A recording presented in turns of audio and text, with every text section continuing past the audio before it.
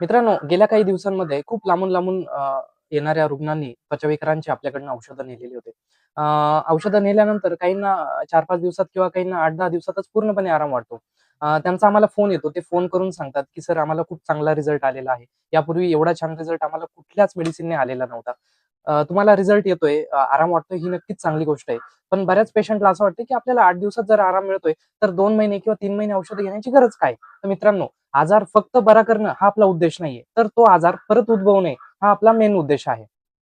पहिल्या महिन्यांच्या औषधांमध्ये आपण शरीरामध्ये असलेले इन्फेक्शन जे आहे ते पूर्णपणे संपवतो आणि दुसऱ्या आणि तिसऱ्या महिन्यांमध्ये आपण जे औषधं देतो त्या औषधांमध्ये त्या विषाणूची, त्या इन्फेक्शनची परत निर्मिती होऊ नये म्हणून आपण काही मेडिसिन्स देत असतो. तर ज्या पेशंटला आराम मिळालाय, लांबचे पेशंट बरेच आम्हाला फोन करतात. सारखे-सारखे फोन करून विचारतात, की "सर आता आम्हाला पूर्ण आराम मिळालेला आहे. दुसऱ्या महिन्यामध्ये किंवा तिसऱ्या महिन्यांमध्ये औषधं घेण्याची गरज आहे का?" तर मी त्यांना एक सांगू इच्छितो की हो, तुम्हाला 2 महिने किंवा 3 महिने ते औषधं घेण्याची गरज आहे. कारण आजार आपल्याला फक्त बरा नाहीये करायचा. तर तो परत उद्भवू नये यासाठी आपल्याला काही मेडिसिन्स द्यायचे आहेत. कारण तुम्ही फक्त 1 महिन्यांचे मेडिसिन्स घेतले, तर तो 6 महिन्याने किंवा वर्षाने किंवा 2 वर्षाने परत उद्भवण्याची शक्यता आहे. जर तो परत उद्भवू नये, रक्तातूनच त्याचा नायनाट व्हावा असं तुम्हाला वाटत असेल, तर नक्कीच 2 ते 3 महिने औषधं घेणे गरजेचं आहे. तो जो कोर्स आहे, तो पूर्ण करणं गरजेचं आहे.